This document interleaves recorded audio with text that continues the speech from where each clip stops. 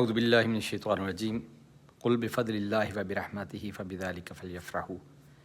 اللہ رب العزت نے اس آیہ مبارکہ میں بڑا پیارا ایک انداز اپنایا اور حکم دیا کہ پیارے حبیب آپ انہیں فرما دیں کہ جو کچھ تمہیں ملا ہے وہ اللہ کی فضل و رحمت کی وجہ سے ہے، تو اس پر تم اب خوشی مناؤ۔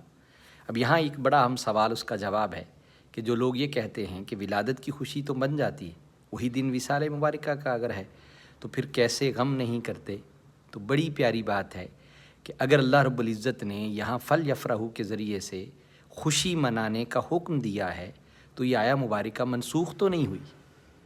جب یہ منسوخ نہیں ہوئی تو اس کا حکم باقی ہے، تو جب اللہ رب العزت نے اسے منسوخ نہیں کیا تو پھر وصال مبارکہ کا غم کیسا، خوشی تو ابھی جاری ہے۔ تو اس لیے آقا صلی اللہ علیہ وسلم کے میلاد پر ہمیں خوشیاں منانی چاہیے اور اسے سیلیبریٹ کرنا چاہیے۔